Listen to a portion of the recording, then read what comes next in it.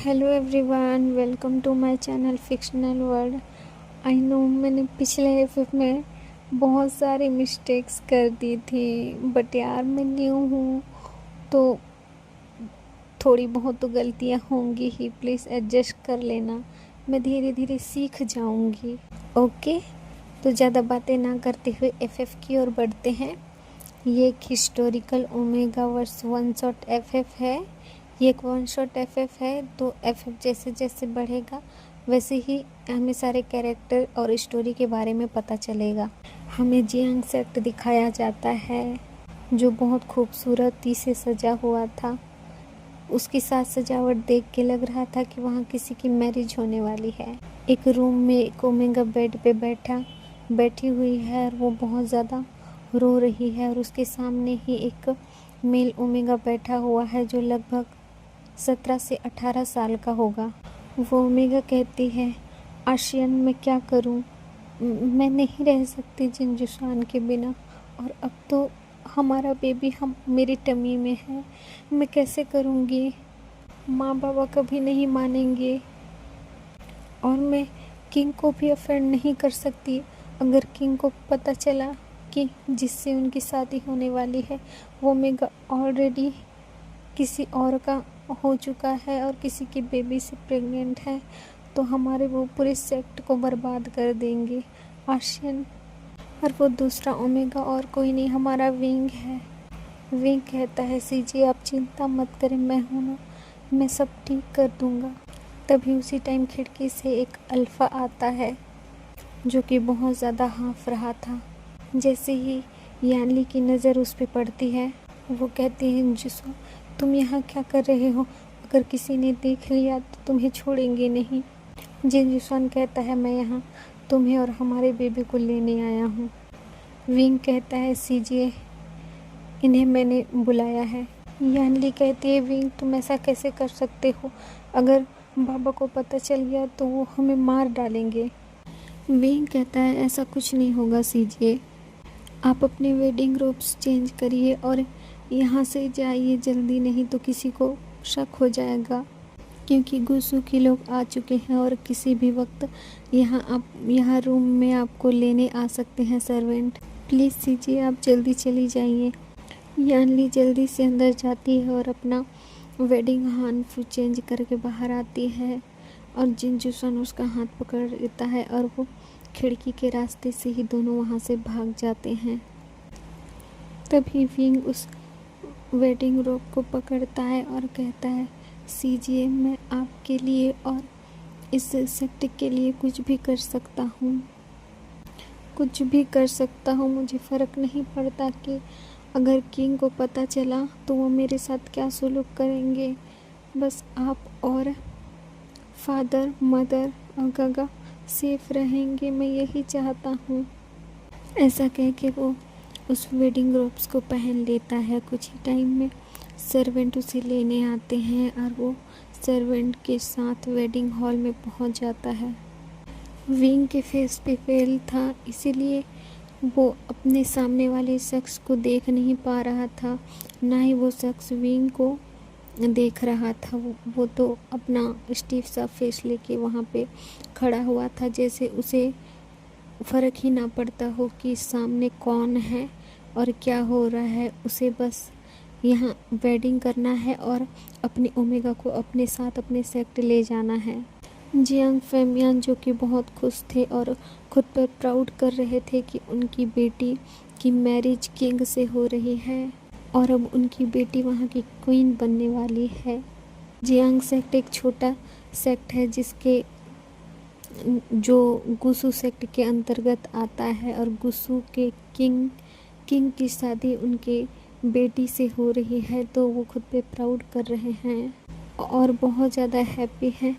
वही madam you जो कि बहुत सैड है, उन्हें लग रहा है कि वो अपनी बेटी की खुशियों को मार के उसकी शादी एक ऐसे इंसान के साथ कर रहे हैं जो कि बहुत ज़्यादा क्रूअल है, हार्टलेस है, जिसके दिल में दिल नहीं पत्थर है, जो इंसान को इंसान ही नहीं समझता। उसकी क्रूएलिटी की अफवाहें हर सेक्ट में सुनी जा सकती हैं। वो इतना दयाहीन है कि वो कभी किसी को माफ़ नहीं करता। अगर कोई इंसान छोटी से छोटी गलती कर दे तो उसकी गलती की माफ़ी नहीं मिलती, सजाए मौत देता है। शायद यही वजह है कि सारे सेक्ट उससे डरते हैं और अपना सिर उसके आगे नतमस्तक करते हैं। वो अपनी सोच से तब बाहर आती हैं जब उन्हें अपनी बेटे की वॉइस सुनाई देती है जो कहता है, माँ सीजिए को ब्लेसिंग्स दो। तब वो सामने देखती है कि वहाँ उसकी फूल सी बेटी और क्रूअल किंग लान वांगजी खड़ा है, जिनकी मैरिज अब पूरी तरह से संपन्न हो चुकी है और वो एल्डर्स से ब्लेसिंग्स ले रहे हैं। वो खुद को रोक नहीं पाती और रोने लगती है अपनी बेटी को हक करके। तभी उन्हें कुछ एहसास होता है और वो शॉक हो जाती हैं और अपने मन में कहती है, विंग क्या ये तुम हो? विंग जो कि समझ गया था कि मैडम यू ने उसे पहचान लिया है, वो कुछ भी नहीं कहता और रोने लगता है, जिसकी सिसकियाँ सिर्फ मैडम यू सुन सकती थी। वो उसके फोरहेड पे किस करती हैं और कहती हैं, अपना ख्याल रखना और सेफ रहना। ऐसे ही टाइम बीत जाता है और उनके गुस्सू लौटने का समय आ जाता है। जो पालकी विंग के लिए गुस्सू से आई होती है उसे वहाँ ले जाकर बिठा दिया जाता है और वो अंदर जैसे ही जाके बैठता है उसके पीछे ही वहाँ कोई और शख्स आके बैठता है। जब उसे एहसास होता है कि वो कौन है तो वो शिवर करने लगता है। वो कोई और नहीं किंग लान वांगजी थे। विंग अपनी नज़रें झुकाए चुपचाप वहाँ बैठा होता है। कुछ घंटों के सफ़र के बाद वो गुस्सू की सीमा पर पहुँचते हैं। कुछ टाइम बाद रात होने वाली थी तो किंग अपने सेनापति से कहते हैं, पालकी यहीं रोको, हम आज यहीं इन में रुकेंगे। महल पहुँचते तक बहुत रात हो जाएगी। सेनापति अपने किंग के आदेश का पालन करते हुए सभी को वहाँ रुकने के लिए कहता है और एक अच्छे से इन में जाकर जैसे ही वो कहता है कि गुस्सू के किंग यहाँ रुकेंगे तो जो उस इन का मालिक था वो तो दौड़कर पालकी के पास आता है और अपना सर झुका के कहता है कि धन्य भाग हमारे कि आज गुस्सू के किंग हमारे इन पे रुकने आए हैं। आपकी सेवा में कोई कमी नहीं होगी, हम इसका बहुत अच्छे से ध्यान रखेंगे। किंग, हम खुद को बहुत भाग्यशाली समझते हैं कि आप हमारे इन में रुकेंगे। ये कह के वो इन का मालिक किंग को अपने इन के अंदर ले जाता है और सबसे खास रूम उसके लिए सजाता है। जब उसे पता चलता है किंग अपने ओमेगा के साथ यहाँ रुकने वाले हैं। जैसे ही विंग उस रूम में जाता है और वो उसकी सजावट देखता है तो वो डर से कांपने लगता है और सोचता है कि अगर किंग को पता चला तो क्या होगा, वो तो मुझे मार ही डालेंगे। ये कह के वो एक जगह पे खड़ा रहता है। जब किंग कमरे में आते हैं तो वो कहते हैं, जाओ और अपनी वेडिंग रोब्स चेंज कर लो और सो जाओ। जब विंग किंग की इतनी कोल्ड वॉइस सुनता है तो वो और शिवर करने लगता है और सोचता है, क्या कहा इन्होंने, कपड़े चेंज कर लो। तभी विंग उस इनके वॉशरूम में जाता है और बंद कर लेता है दरवाज़ा और अपनी वेल खोल के कहता है, अगर किंग आज मेरा वेल खोल लेंगे तो क्या होगा, कहीं वो जियांग सेक्ट पे हमला ना कर दे, मुझे कुछ करना होगा। विंग के दिमाग में बहुत कुछ चल रहा था। तभी डोर पे नॉक होता है। किंग कहते हैं कि तुम्हारा हो गया तो बाहर आओ, मुझे फ्रेश होना है। तभी विंग अपने चेहरे पे वेल ढक लेता है और बाहर आता है। किंग कहते हैं, तुमने कपड़े चेंज नहीं किए और वेल क्यों ढका है तुमने? वेल हटाओ। तभी विंग कहता है कि वेल नहीं हटा सकते, अभी गुस्सू जाने के बाद बहुत से रस्में होंगी, फिर जाके आप मेरा वेल हटाएंगे, तो अभी मैं वेल नहीं हटा सकता। जब किंग विंग की इतनी सॉफ्ट वॉइस सुनते हैं तो वो उनका हार्ट मेल्ट हो जाता है और वो कहते हैं ठीक है, जाके सो जाओ। तभी विंग एक आह भरता है और अपने मन में कहता है शुक्र है उन्होंने कुछ नहीं कहा और उन्होंने मेरी आवाज़ नहीं पहचानी। दरअसल किंग ने कभी यानली को नहीं देखा था। उसकी शादी फिक्स तो उसके अंकल और उसके पेरेंट्स ने की थी। विंग आके बेड पे सो जाता है। कुछ टाइम बाद उसे एहसास होता है कि उसके बगल में कोई शख्स आके सो गया, तो वो अपनी मुट्ठी भींच लेता है अपने कपड़ों पे और टाइट पकड़ता है और सोचता है कि अगर किंग ने कुछ किया तो मैं क्या करूँगा। वो डर के मारे पूरी रात सो नहीं पाता। जैसे ही सुबह होती है तो विंग जब उठता है तो वो देखता है कि बेड पे कोई नहीं है, वो अकेला सोया हुआ है। वो झटके से उठता है और खुद को देखता है और कहता है मेरा वेल तो ठीक है, शुक्र है किंग यहाँ नहीं है, अगर वो मुझे ऐसे देख लेते तो वो ज़रूर आज मुझे सूली पे लटका देते। विंग बेड से उठता है और वॉशरूम में जाके अपना मॉर्निंग रूटीन कंप्लीट करता है और बाहर निकलता है और बेड पे बैठ जाता है। कुछ टाइम बाद डोर पे नॉक होती है, जहाँ एक सर्वेंट कुछ फूड लेके रूम में एंटर करता है और कहता है कि क्वीन किंग ने आपके लिए ब्रेकफास्ट भिजवाया है। तो विंग अपना सिर हाँ में नोट करके ब्रेकफास्ट ले लेता है और बेड पे जाके अपना ब्रेकफास्ट करता है। कुछ टाइम बाद किंग रूम में एंटर करते हैं और कहते हैं तुम रेडी हो? तो विंग कहता जी किंग, कुछ टाइम बाद हम गुसु के लिए निकलेंगे। तो विंग कहता है जी। कुछ टाइम बाद हम देखते हैं कि वांगजी और विंग सेट के मेन डोर पर थे, जहाँ वांगजी के पेरेंट्स, उसके अंकल आंट और उनके गगा उनके स्वागत के लिए वहाँ पे खड़े हैं। उसकी मॉम तो बहुत ज़्यादा हैप्पी है।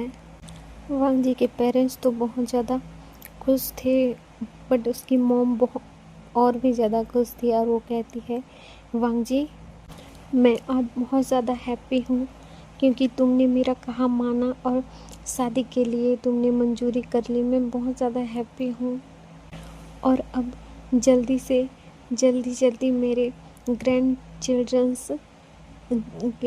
चिल्ड्रंस ला दो ताकि मैं उनके साथ खेल सकूं। जब वांगजी ये सुनता है तो वो शॉक हो जाता है और उसके ईयर्स पिंक हो जाते हैं, जिसे हमारे लैंसिजन नोटिस करते हैं और स्माइल करने लगते हैं। विंग के भी चिक्स पिंक हो जाते हैं और वो शाई करने लगता है। वांगजी कहता है माँ, आप ये क्या कह रही हैं? आज ही तो मेरी शादी हुई है और आपको ग्रैंड चिल्ड्रंस चाहिए। तो वांगजी की मॉम कहती है तुम लैंस हो, ये मत भूलो, और मुझे यकीन है तुम ये कर लोगे। विंग तो रेड हुआ जा रहा था वहाँ। इतने में अंकल कहते हैं कि जल्दी से दोनों का वेलकम करो, वैसे भी बहुत दूर से सफ़र करके आ रहे हैं, थक गए होंगे।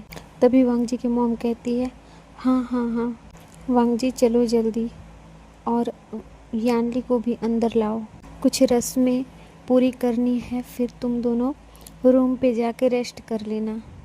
विंग और वांगजी अपना सर नोट करते हैं और कुछ रस्में करते हैं और अपने क्वार्टर की ओर चले जाते हैं।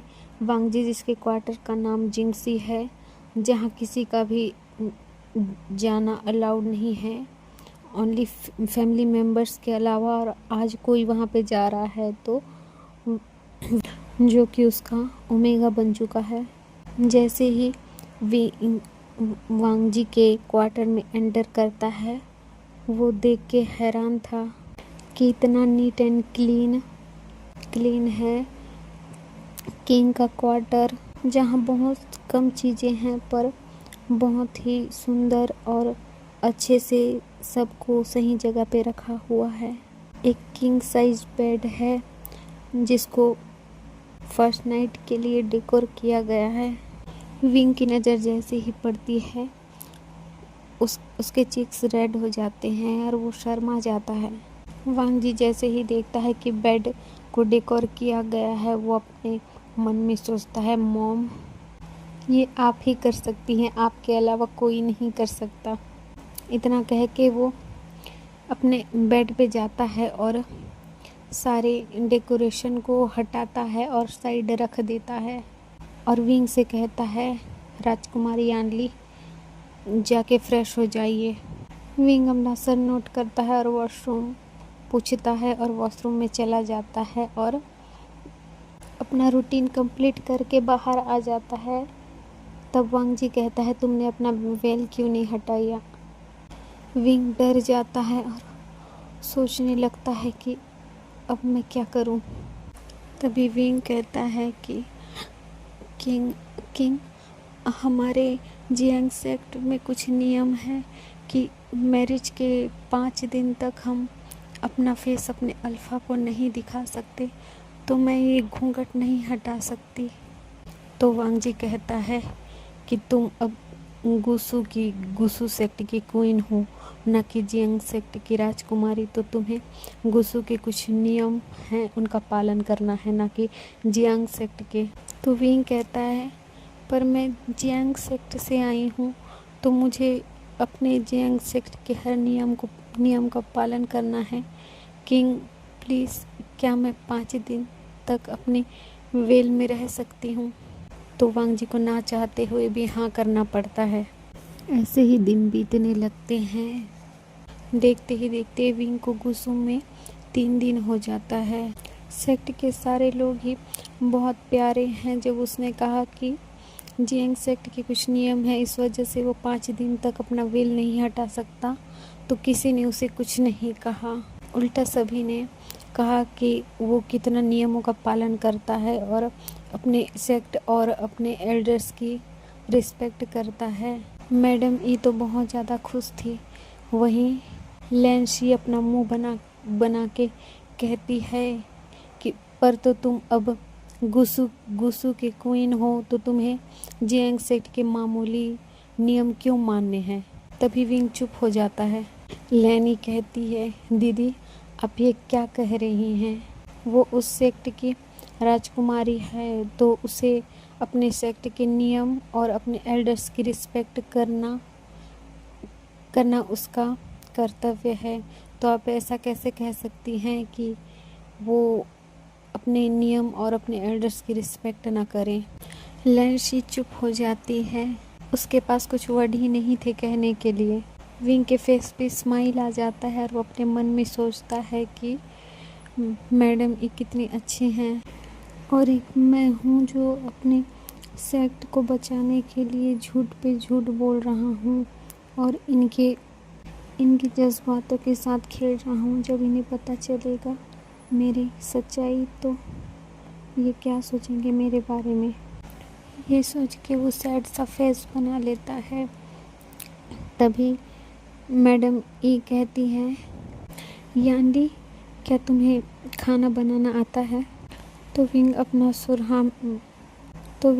सिर हाँ में नोट करता है और कहता है, जी। मैडम ये उसे किचन की ओर ले जाती हैं और कहती हैं कि मैं तुम्हें वांग जी के कुछ फेवरेट डिशेस बनाना सिखाऊंगी। तो विंग अपना सिर हाँ में नोट करता है और कहता है, जी। तो मैडम ये कहती है, तुम जी जी क्यों बोल रही हो, मैं तुम्हारी माँ हूँ तो तुम मुझे माँ कह सकते हो। विंग की आंखों में आंसू आ जाता है और वो कहता है, जी माँ। ऐसे ही बातें करते वो किचन में पहुंच जाते हैं और मैडम ई विंग को कुछ डिशेस बनाना सिखाती हैं। विंग अपने वेल में ही है जो उसके नोज़ तक ढका हुआ है, उसके लिप्स दिख रहे हैं। विंग लैनी को फॉलो करते हुए सारे डिशेस बना लेता है और कहता है, माँ क्या मैं इन सारे डिशेस को डाइनिंग हॉल में सर्व करने में सर्वेंट्स की मदद करूं? तो लैनी कहती है, नहीं नहीं, सर्वेंट कर लेंगे, पहले तुम अपने जिंक्सी में जाओ और चेंज कर लो और आओ, किसी भी वक्त वांगजी और सारे लोग आते ही होंगे लंच करने के लिए। तो विंग अपना सर नोट करता है और वहाँ से जिंक्सी की ओर चला जाता है और जाके फ्रेश हो जाता है और डाइनिंग रूम की ओर आता है, जहाँ वो देखता है कि वांगजी ऑलरेडी वहाँ पे बैठा हुआ है। विंग वांगजी को देखता है और उसके फेस पे एक स्माइल आ जाती है और वो वांगजी के साइड में जाके बैठ जाता है और सारे सर्वेंट उनको सर्व करने लगते हैं। तभी लैनी कहती है, वांगजी आज सारे डिश यानली ने बनाए हैं सिर्फ तुम्हारे लिए और तुम्हारी सारी फेवरेट चीज़ें हैं यहाँ पे।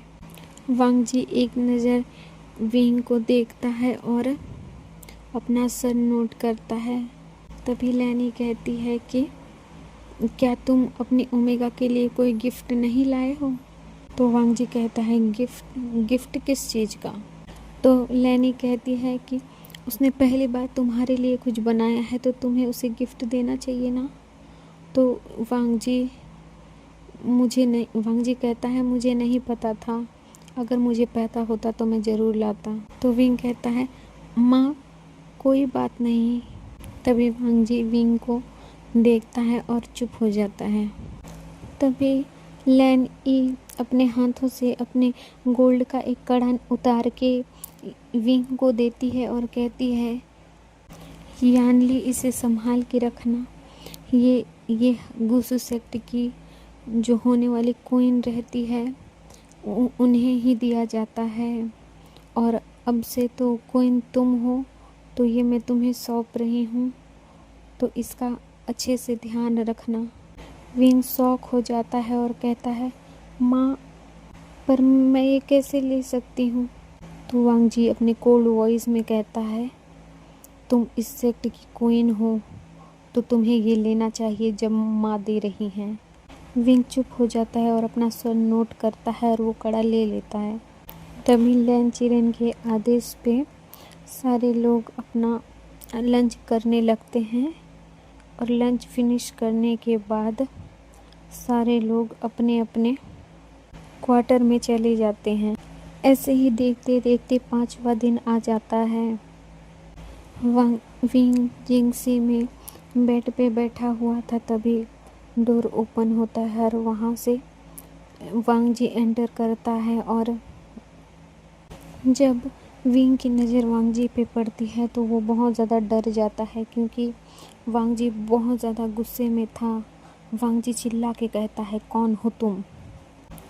विंग बहुत ज़्यादा डर जाता है और वो कुछ कहने ही वाला था कि वांगजी उसके करीब आता है और उसके फेस से वेल हटा लेता है और चिल्ला के कहता है, जहाँ तक मैंने सुना था, जो जियांग सेक्ट की राजकुमारी है जिससे मेरी शादी होने वाली है वो एक फीमेल ओमेगा थी, पर तुम कहीं से भी मुझे फीमेल नहीं लग रहे। कौन हो तुम? शक तो मुझे तुम पर उसी दिन हो गया था जब तुमने कहा था कि तुम्हें 5 दिन तक अपने वेल में ही रहना है, तुम वेल नहीं हटा सकते, क्योंकि किसी भी राजकुमारी या राजकुमार में इतना हिम्मत तो नहीं है कि वो किंग लान वांगजी को अफेंड कर सके और कहें कि वो उन्हें अपना फेस नहीं दिखा सकते। और रही कसर आज पूरी हो गई, क्योंकि यानली को मैंने उसके लवर के साथ पकड़ लिया है। विंग डर जाता है और घुटनों पे आ जाता है और कहता है, प्लीज़ प्लीज़ प्लीज़ प्लीज़ किंग सीजिए की कोई गलती नहीं है, प्लीज़ उन्हें जाने दो, उन्हें छोड़ दो, वो प्रेग्नेंट है इसीलिए वो डर गई थी कि अगर आपको पता चलेगा कि वो किसी और कि बेबी से प्रेग्नेंट है और पहले ही मार खो चुकी है, तो आप पूरे जेएंक्स एक्ट को बर्बाद कर दोगे। इसीलिए उन्होंने ऐसा कदम उठाया कि उनकी कोई गलती नहीं है, गलती मेरी है। मैंने उन्हें वहाँ से भगाया था और उनकी जगह पे मैं बैठ गया। Please king. ये सब कह के विंग बहुत ज़्यादा रोने लगता है और कहता है इसमें उनकी कोई भी गलती नहीं है, सारी गलती मेरी है। अंकल और आंट को तो कुछ पता भी नहीं था, सारी गलती मेरी है। वांग जी की सारी बातें सुन के विंग डर से कांपने लगता है और बहुत रोता है। और वांग जी जब सुनता है कि विंग ने यानली को भागने में मदद की और उसकी जगह पे वो ब्राइड बन के वेडिंग हॉल पे आया, तो वो बहुत ज़्यादा गुस्सा होता है और कहता है, ओह इसका मतलब कि तुमने जानबूझकर ऐसा किया, तुम्हें इस क्लैन की क्वीन बनना था, इसीलिए तुमने यानली को शादी से भगाया। तो फिर तुम्हें ये भी पता होगा कि क्वीन की कितनी रिस्पॉन्सिबिलिटी होती है। और पहली रिस्पॉन्सिबिलिटी क्वीन की ये है कि वो अपने किंग को और अपने क्लैन को उसका हायर दे। तो इसके लिए तुम तैयार हो ना। विंग अपने आंसू भरी आंखों से वांग जी की ओर देखता है और चुप हो जाता है। जब वांग जी विंग के फेस को देखता है तो वो गुस्से में और ज़्यादा रेड हो जाता है और उसकी बाहें पकड़ के उसे खींचते हुए बेड पे ले जाता है और बेड पे फेंक देता है और कहता है, तुम्हें बहुत शौक था ना मुझसे शादी करने का, अब तुम रिग्रेट करोगे। विंग जब वांग जी का ऐसा डरावना रूप देखता है तो वो और ज़्यादा रोने लगता है। वांग जी विंग की ये रोना सुन के बहुत ज़्यादा इरिटेट हो जाता है और एक कपड़े से विंग का माउथ बंद कर देता है और उसके हैंड बेड से बांध देता है और उसके कपड़े फाड़ने लगता है और खुद के कपड़े उतार देता है और कहता है, आज तुम्हें पता चलेगा, विंग तुम्हारा नाम विंग ही है ना, आज तुम्हें पता चलेगा किंग से गद्दारी करने का नतीजा क्या होता है। तुम्हें अपने डिसीजन से रिग्रेट होगा। इतना कह के वो बिना विंग को प्रिपेयर किए, बिना कुछ किए उसके अंदर खुद को एंटर करता है और बिना वार्निंग के खुद को पुश करने लगता है। बहुत फास्टली एंड डीपली पुश करते हुए वो कह रहा था कि तुम्हें अपने डिसीजन पे रिग्रेट होगा। विंग बस रो रहा था, माउथ बंद होने के चलते वो ना चिल्ला पा रहा था ना कुछ कर पा रहा था। बस वो अपने हाथों को खोलने के लिए स्ट्रगल कर रहा था, जिससे उसके हाथ रेड हो गए थे और ब्लीडिंग भी हो रहा था। ऐसे ही इंटीमेट होते वांग जी खुद को विंग के अंदर रिलीज़ करता है और सेकेंड राउंड के लिए खुद को प्रिपेयर करता है और ऐसे ही पूरी रात विंग के साथ ब्रूटली इंटीमेट होने के बाद वो विंग को बेड पे ऐसे ही छोड़ के वॉशरूम चला जाता है, खुद को फ्रेश करता है और जिंक्सी से बाहर निकल जाता है। कुछ टाइम बाद जिंक्सी में कुछ ओमेगा सर्वेंट आते हैं और जब वो जिंक्सी की हालत देखते हैं तो वो शॉक हो जाते हैं और एक दूसरे का फेस देखने लगते हैं। और जब उनकी नज़र बेड पे जाती है वो तो और भी ज़्यादा शॉक हो जाते हैं, क्योंकि वहाँ कोई ओमेगा पड़ा हुआ था, वो भी नेकेड। उसके हाफ बॉडी पे बेडशीट थी जो उसे नाम मात्र कवर कर रही थी। सर्वेंट दौड़ के जाते हैं और उस ओमेगा के हैंड से रस्सी खोलते हैं और उसे क्लीन करते हैं, उसे हम्फ पहनाते हैं और जल्द ही मैडम लैन को सूचित करते हैं। मैडम लैन जब जिंक्सी में आती है तो वो विंग का फेस देखकर शॉक हो जाती है और कहती है, तुम कौन हो? तो वो सारी सच्चाई मैडम लैन को बता देता है और रोने लगता है। मैडम लैन तो दया भाव से विंग को देख रही थी, पर वो कहीं ना कहीं गुस्सा भी थी कि विंग ने उनसे झूठ कहा, पर वो कुछ भी नहीं कर सकती थी, क्योंकि यानली खुद ही वांग जी से शादी नहीं करना चाहती थी और वो किसी और से प्यार करती थी। तो इसमें मैडम लैन भी कुछ नहीं कर सकती। वो विंग के सिर पे अपना हाथ फेरती है और कहती है सब कुछ ठीक हो जाएगा, वांग जी तुम्हें एक्सेप्ट कर लेगा। विंग रोते हुए कहता है अगर अगर उन्होंने सीजे के साथ कुछ किया तो मैं खुद को कभी माफ़ नहीं कर पाऊंगा। तभी लैनी कहती है वांग जी यानी के साथ कुछ नहीं करेगा। वो बाहर से जितना सख्त दिखता है अंदर से उतना ही सॉफ्ट है। मैं जानती हूँ मेरे बेटे को, वो कभी भी ऐसा नहीं कर सकता। सर्वेंट से कह के मैडम लैन हीलर को बुलवाती हैं और विंग का इलाज करवाती हैं, उन्हें मेडिसिन खिलाती है और रेस्ट करने को कह के वहाँ से चली जाती। 2 दिन तक वांग जी जिंगसी वापस नहीं आता।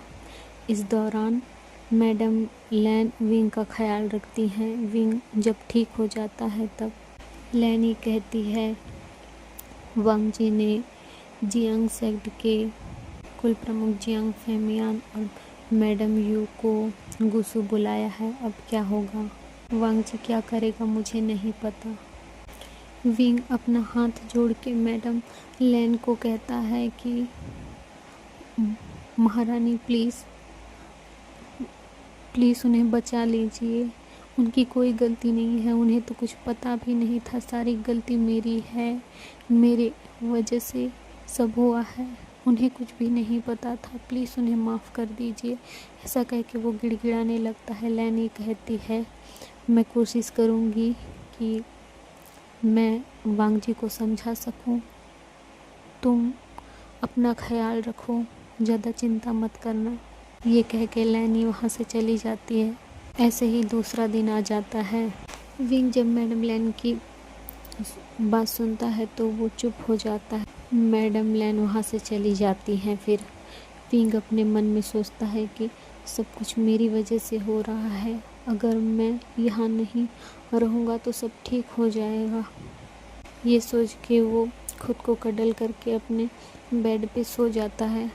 मिडनाइट का सीन दिखाया जाता है कि विंग अपने बेड से उठता है, कुछ कपड़े अपनी एक पोटली बना लेता है, वहाँ कुछ कपड़े और कुछ चीज़ें रखता है और अपना जो गोल्ड का कड़ा था वो निकाल के अपने बेड साइड टेबल में रख देता है और अपनी पोटली लेके जिंगसी से निकल जाता है। वो पीछे के जंगल रास्ते से जाता है जिसे उसे कोई देख नहीं पाता। जब वो गुसु की सीमा पर था तभी कुछ अल्फ़ा उसे देखते हैं और उसका पीछा करने लगते हैं। जब विंग अपने पीछे इतने सारे अल्फ़ा को देखता है तो वो डर जाता है और वो भागने लगता है। विंग को ऐसे भागता देख वो सारे अल्फ़ा भी उसके पीछे भागने लगते हैं और उसे एक सुनसान जगह पे घेर लेते हैं और कहते हैं कि तुम ओमेगा कहाँ भाग रहे हो, आज तो तुम बच के नहीं जा पाओगे। वैसे दिखने में तो तुम बहुत खूबसूरत लग रहे हो, तुम्हारा टेस्ट कैसा होगा। उनकी बातें सुनकर विंग बहुत ज़्यादा घबरा जाता है और एक अल्फ़ा को धक्का देता है और फिर से भागने लगता है। भागते भागते वो एक पत्थर से टकरा के गिर जाता है। तभी वो अल्फ़ा हंसने लगते हैं और कहते हैं कि तुम ओमेगाओं की औकात यही होती है, अल्फ़ाओं के पैरों पे। ये कह के सारे अल्फ़ा हंसने लगते हैं और विंग की ओर बढ़ने लगते हैं। विंग सरकते सरकते पीछे जा रहा होता है। तभी एक अल्फ़ा के पैरों में एक तीर आके लगता है और वो दर्द से चिल्लाने लगता है और कहता है किसने मारा मुझे। तभी एक ओमेगा वॉइस आती है जो कि इतनी कोल्ड थी कि सारे अल्फ़ा थर थर काँपने लगते हैं और जब वो उसका चेहरा देखते हैं तो और भी ज़्यादा डर से काँपने लगते हैं। वो एक ओमेगा थी जो अपने हॉर्स पे बैठी हुई थी और बहुत ज़्यादा गुस्से में थी और जब उसने सुना था कि इन अल्फाओं ने क्या कहा था। वो चिल्ला के कहती है, जिस ओमेगा ने तुम जैसे अल्फाओं को जन्म दिया वो भी एक ओमेगा ही थी, और उस ओमेगा के लिए तुम ये कह रहे हो कि ओमेगाज बस अल्फाओं के पैरों के नीचे रहने के लिए होते हैं। तुम्हें भी तो एक ओमेगा ने जन्म दिया है ना। जब वो अल्फा ये सुनते हैं, शर्म से उनकी निगाहें नीचे झुक जाती हैं। एक अल्फा तो दर्द में चिल्ला रहा था। उस ओमेगा के पीछे कुछ और हॉर्स आते हैं जहाँ कुछ गार्ड थे। वो ओमेगा कहती है, इन सभी अल्फाज को पकड़ लो। बहुत शौक है ओमेगाओं के ज़िंदगी बर्बाद करने का। अब कारागार में जब सज़ा काटेंगे तब इन्हें पता चलेगा। इतना कह के वो ओमेगा अपने हॉर्स से उतरती है और विंग के पास जाने लगती है। विंग तो बहुत ज़्यादा डरा हुआ था और वो कांप रहा था। वो ओमेगा आती है और विंग के सर पे अपना हाथ सहलाती है और कहती है, तुम ठीक तो हो ना। तो विंग डरी हुई नज़रों से उसकी ओर देखता है और कहता है, हाँ मैं ठीक हूँ, पर आप कौन हैं। तो वो ओमेगा कहती है, मेरा नाम वैन किंग है और मैं वैन सेक्ट की राजकुमारी हूँ।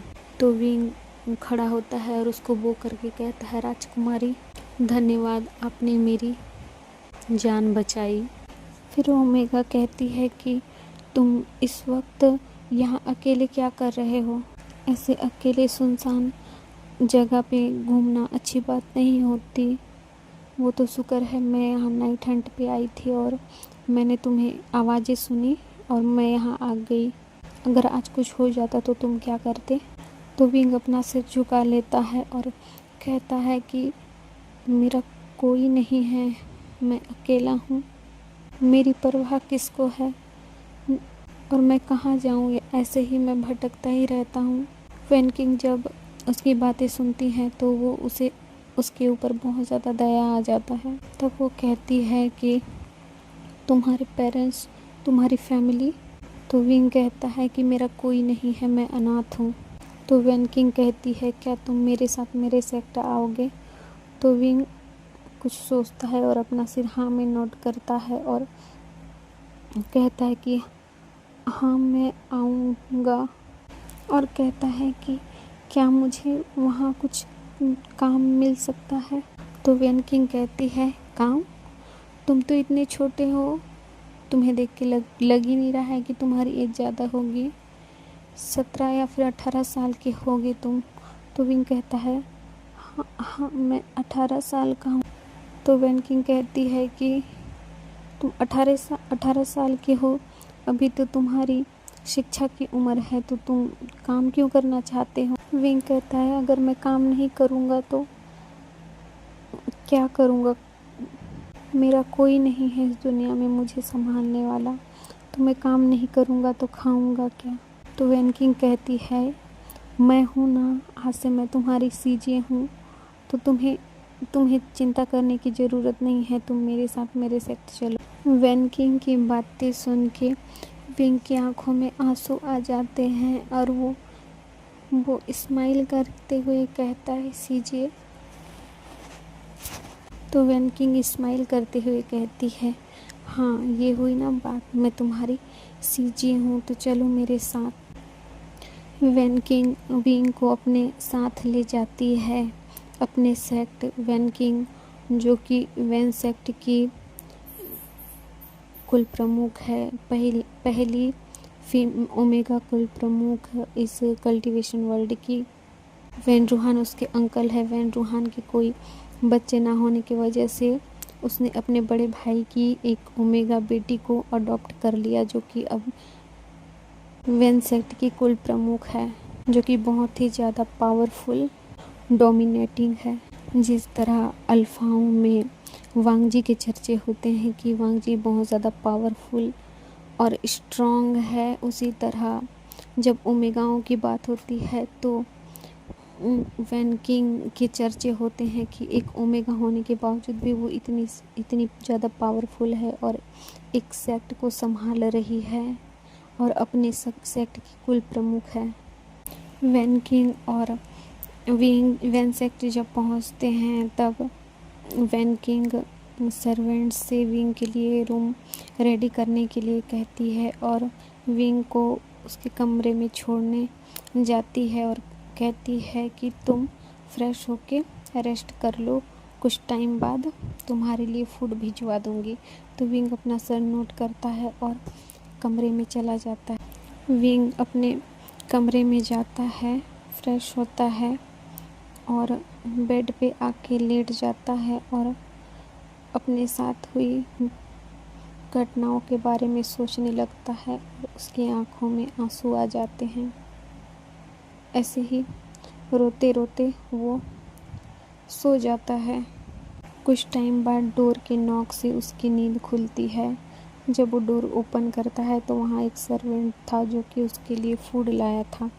वो फूड ले लेता है और सर्वेंट को धन्यवाद करता है और अंदर आता है और अपना फूड खाने लगता है। कुछ टाइम बाद वैन किंग उसके रूम में आती है और कहती है, क्या तुम ठीक हो? तो विंग कहता है, हाँ मैं ठीक हूँ। वैन किंग कहती है कि तुम्हारा नाम क्या है? तो विंग कहता है, राजकुमारी मेरा नाम विंग है। तो उसे टोकते हुए वैन किंग कहती है, राजकुमारी नहीं सीजे, मैंने तुम्हें कहा था ना कि मैं तुम्हारी सीजे हूँ, तो तुम मुझे राजकुमारी नहीं सीजे ही कहोगे। तो विंग एक शाय करता है और कहता है, जी सीजे। वैन किंग की नज़र जब विंग के नेक पे जाती है तो वो कहती है कि तुम एक मार्क ओमेगा हो। तो विंग अपने नेक पे हाथ रखता है और अपना सिर झुका लेता है और हाँ में नोट करता है और कहता है, जी सीजे मैं एक मार्क ओमेगा हूँ। ना चाहते हुए भी विंग को झूठ बोलना पड़ता है कि उसे उसके अल्फा ने छोड़ दिया है। वैन किंग तो ये सुन के बहुत ज़्यादा गुस्सा हो जाती है और कहती है कि ये सारे अल्फा एक जैसे होते हैं, तुम मुझे उसका नाम बताओ, मैं उसे तुम्हारे कदमों पे लाके रख दूंगी। तो विंग के आंखों में आंसू आ जाते हैं और वो कहता है, नहीं सीजिए, वो बहुत अच्छे हैं, उनकी कोई गलती नहीं है, शायद हमारी किस्मती में ही दूर रहना लिखा था, इसीलिए हम दूर हो गए, उनकी कोई गलती नहीं है, शायद हमारी किस्मत में ही ये लिखा था। तो वैन किंग चुप हो जाती है और कहती है, तुम्हें चिंता करने की ज़रूरत नहीं है, तुम्हारी सीजे तुम्हारे साथ हमेशा रहेगी। विंग हाँ में अपना सर नोट करता है। हम सीन शिफ्ट करके हमें दूसरी तरफ दिखाया जाता है कि वांग जी जो जिंक्सी पे बैठा है और उसके हाथ में एक कड़ा था, उस कड़े को पकड़ के वो बैठा हुआ था और उसकी आंखों से एक बूंद आंसू गिर जाता है और हमें 2 दिन पहले का फ्लैशबैक दिखाया जाता है जब जियांग फैमियान और मैडम यू गुसु सेक्ट आते हैं। अंकल तो उनके ऊपर चिल्लाते हैं और उनको कहते हैं कि आप लोगों की हिम्मत कैसे हुई हमारे साथ गद्दारी करने की। तो चिंग हेजुन अपने ब्रदर को शांत करते हुए कहते हैं कि ब्रदर, अब हम शांति से बात करेंगे, प्लीज़ आप चुप शांत रहिए। तो जियांग फैमियान अपना सिर झुका लेते हैं। तभी मैडम यू कहती हैं, विंग कहाँ है? तो लैंशी टोंट मारते हुए कहती थी, ओह, तो वो भगोड़ा तुम्हारे पास नहीं आया? वो तो कब का गुस्सू से भाग चुका है, हमें लगा वो भाग के जियांग सेक्ट ही गया होगा। तो मैडम यू शॉक होके लैंशी को देखती है और कहती है, तुम क्या कहना चाहती हो, विंग यहाँ पे नहीं है? तो लैंशी कहती है, हाँ वो कब का भाग चुका है यहाँ से, पहले तुम सब ने हम लोगों को धोखा दिया यह और अपने किसी सर्वेंट को गुस्सू की क्वीन बना के भेज दिया। तो मैडम यू चिल्ला के कहती है वो कोई सर्वेंट नहीं है, समझी आप, वो मेरा बेटा है। क्यों कुरैन, क्या तुम भी उसे पहचान नहीं पाए? तुम तो उसकी माँ से प्यार करते थे ना, और तुम ही उसे पहचान नहीं पाए? वो तो हूबहू अपनी माँ की छवि है। तभी लैन कुरैन अपने दिल पे हाथ रखते हैं और कहते हैं, चांग से, कांग से, क्या क्या वो कांग से का बेटा था? हाँ, वो कांग से का बेटा था जिसे तुम लोगों ने खो दिया।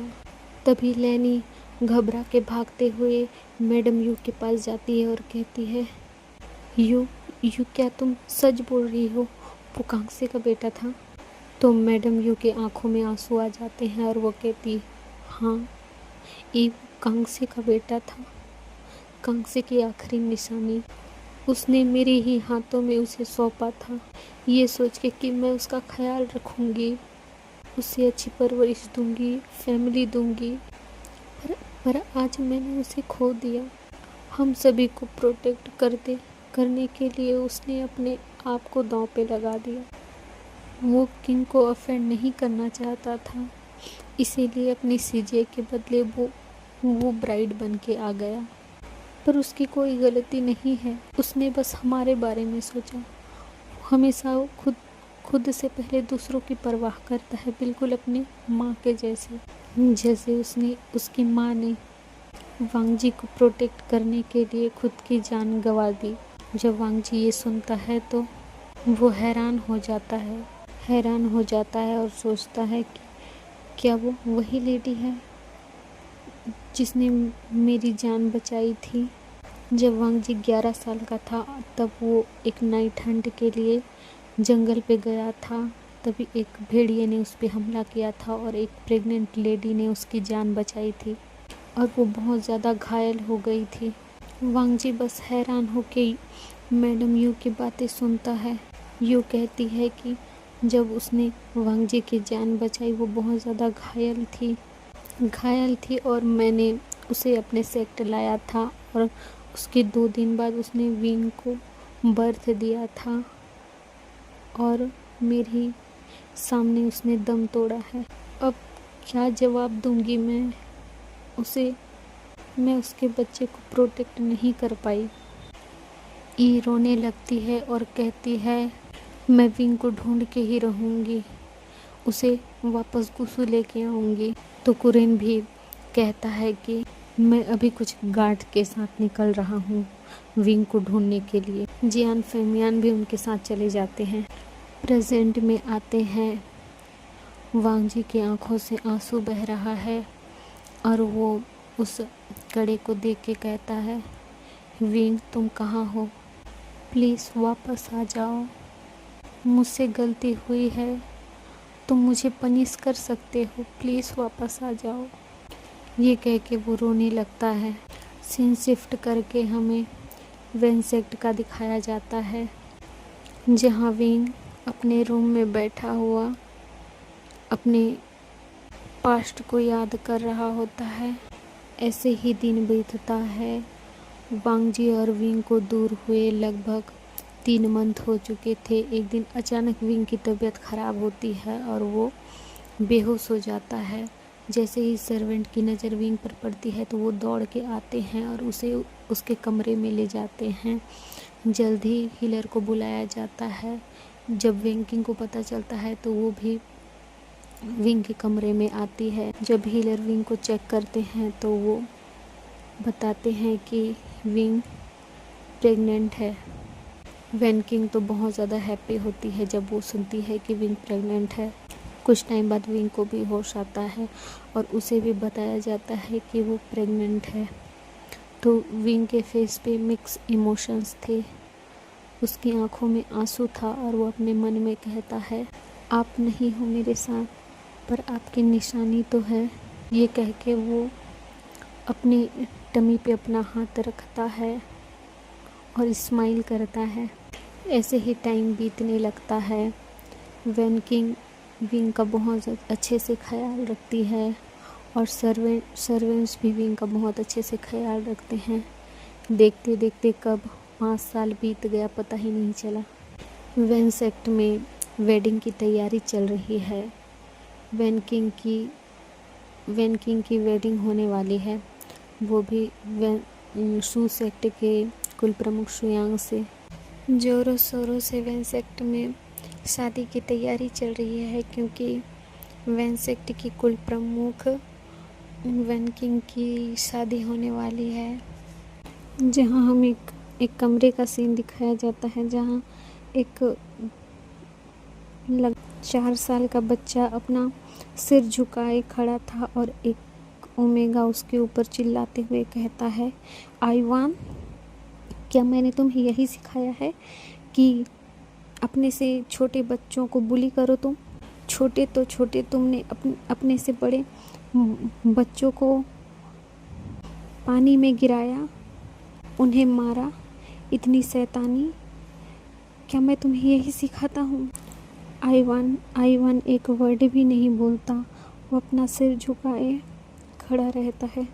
तभी उस रूम में वेन किंग की एंट्री होती है और वो कहती है, विंग, आइवान पे क्यों चिल्ला रहे हो? और वो भाग के जाती है और आइवान को हक करके कहती है, आइवान बेबी, तुम ठीक हो ना? मम्मा ने ज़्यादा तुम्हें डांटा तो नहीं? तो आइवान अपना फेस वेन किंग के चेस्ट पे रख लेता है और सिसकियाँ लेते हुए कहता है, आंट, मैंने कुछ नहीं किया। वही लोग हैं, उन्होंने पहले मुझे बुली किया था। वो कहते हैं कि मेरे बाबा नहीं है, मेरे बाबा ने मेरी मम्मा को छोड़ दिया, वो भी मेरी वजह से। क्या मैं इतना बुरा हूँ कि मेरी वजह से मेरे पापा ने मम्मा को छोड़ दिया? जब विंग ये सुनता है तो वो शॉक हो जाता है और उसकी आंखों से आंसू बहने लगते हैं और वो आइवान को अपने बाहों में भर लेता है और कहता है, नहीं बेबी, नहीं, ऐसा कुछ नहीं है। आपकी वजह से बाबा ने मुझे नहीं छोड़ा। वो तो दूसरे सेक्ट में रहते हैं। और किसने कहा बाबा ने मामा को छोड़ दिया? बाबा काम करते हैं ना, इसीलिए वो दूसरे सेक्ट में रहते हैं। तो युवान सिसकते हुए कहता है, अगर बाबा काम की वजह से दूसरे सेक्ट में रहते हैं तो वो हमसे मिलने क्यों नहीं आते मम्मा? आइवान के इतने मासूम सवालों को सुन के विंग खुद को कंट्रोल नहीं कर पाता और रोने लगता है और अपने बच्चे को शांत करता है और कहता है, बेबी, ये रोने का वक्त थोड़ी ना है, तुम्हारी आंट की मैरिज होने वाली है तो हैप्पी हो जाओ। जब आइवान ये सुनता है कि उसकी आंट की मैरिज होने वाली है, वो अपने मम्मा के चेस्ट से अपना हेड ऊपर करता है और वेन किंग की ओर देखता है और कहता है, सच्ची आंट की मैरिज होने वाली है? फिर तो आंट हमें छोड़ के चली जाएंगी। तो वेन किंग उनके पास आती है और कहती है, हाँ, कुछ दिनों के लिए मैं जाऊंगी और फिर वापस आ जाऊंगी, क्योंकि आंट युआन से दूर थोड़ी रह सकती है। जब युआन वेन किंग की ऐसी बातें सुनता है तो वो खिलखिला के हंसने लगता है और ओह हाँ, आंट अपने युआन से बहुत ज़्यादा प्यार करते हैं, वो युआन से दूर रह ही नहीं सकते। तो वेन किंग कहती है, युआन इतना क्यूट है तो युआन से कोई दूर कैसे रह सकता है? ये कह के वो उसके फोरहेड पे किस करती है और कहती है कि आज वेन किंग कहती है, आज आंट की मैरिज है तो युआन को आंट के साथ रहना है ना। ये कह के वो युआन को अपनी गोद में लेती है और विंग को देखती है और कमरे से चली जाती है। वेन किंग विंग को देखती है, विंग एक स्माइल करता है और अपना सिर नोट करता है।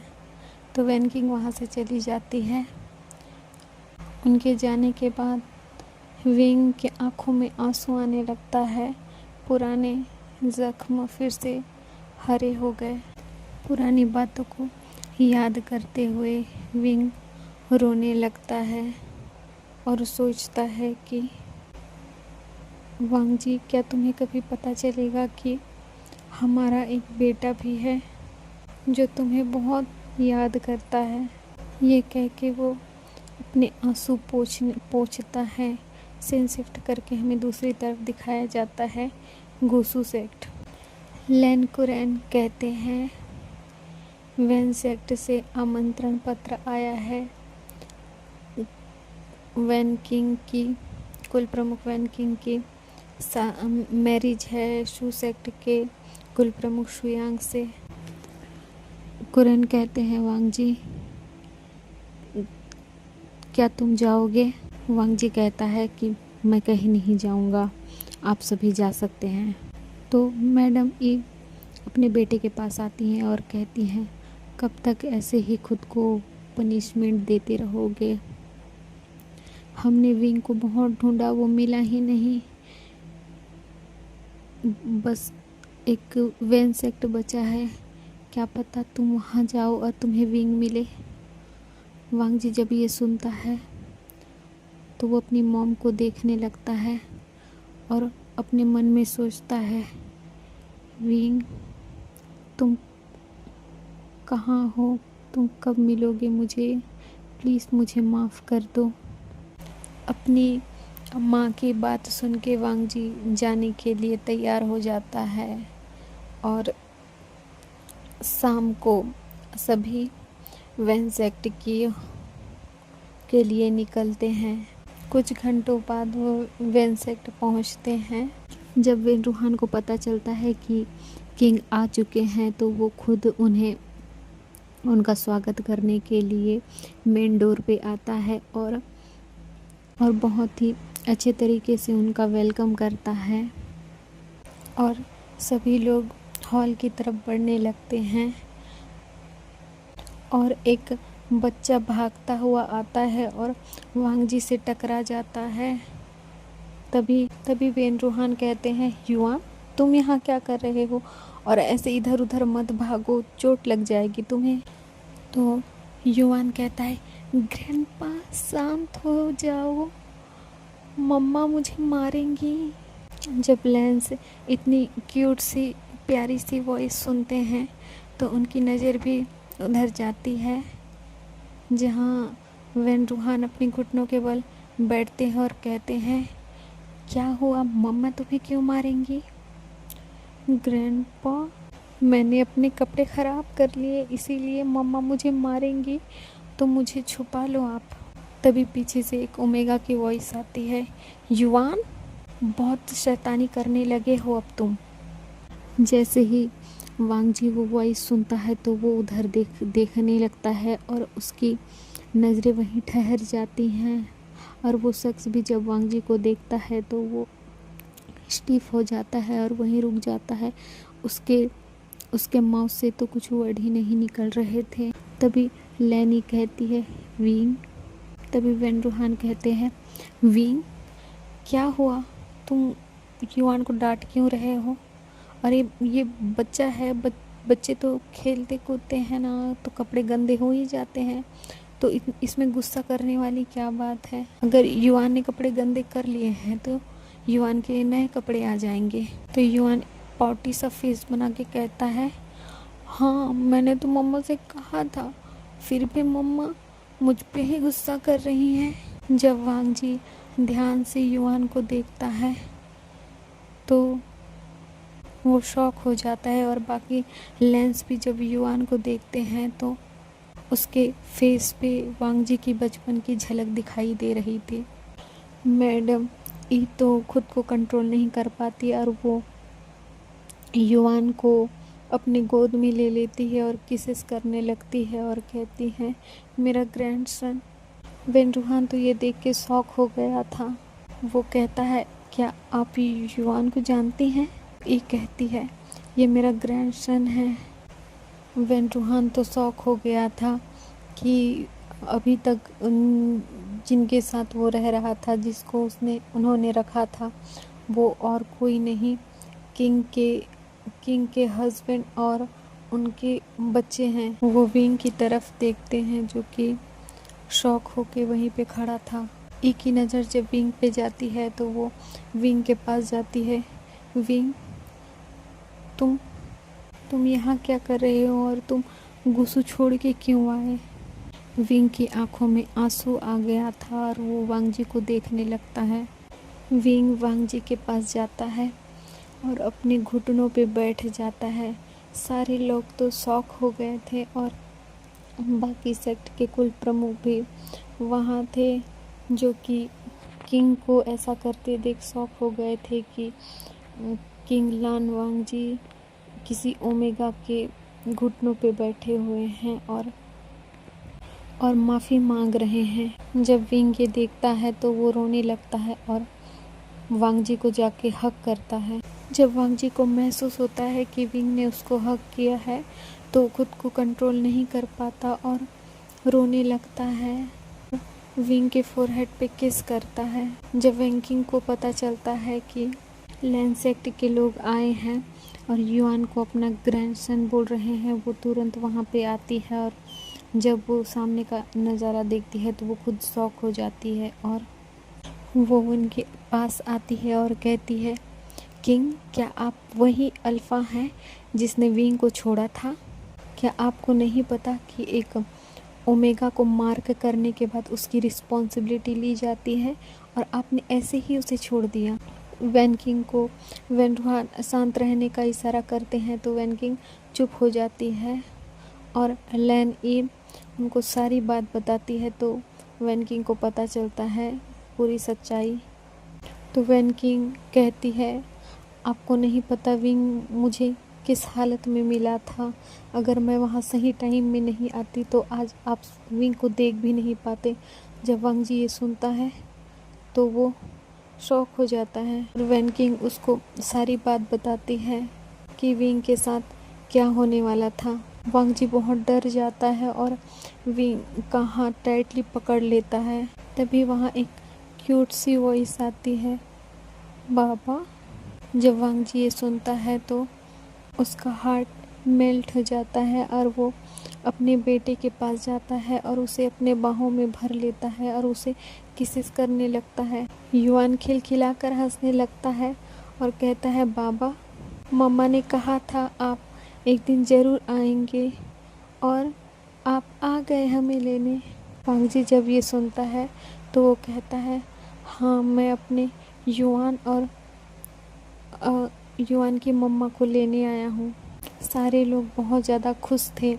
तभी वैन किंग कहती है, अगर तुम्हें मेरे भाई को ले जाना है तो उसे शादी करके ले जाना पड़ेगा। तभी सारे लोग वैन किंग की तरफ देखते हैं और कहते हैं, क्या? पर इनकी शादी तो हो गई है। वैन किंग कहती है, विंग अब वैन सेक्ट का है और वो मेरा छोटा भाई है, तो फिर अब वैन सेक्ट में उसकी शादी होगी तब वो गुस्सू जाएगा।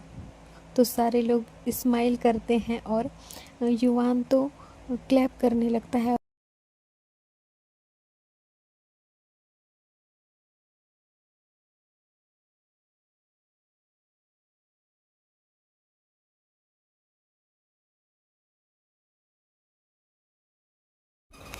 युआन तो इतना एक्साइटेड था ये सुन के कि उसके मम्मा और पापा की फिर से शादी होने वाली है, वो भी उसके सामने ही।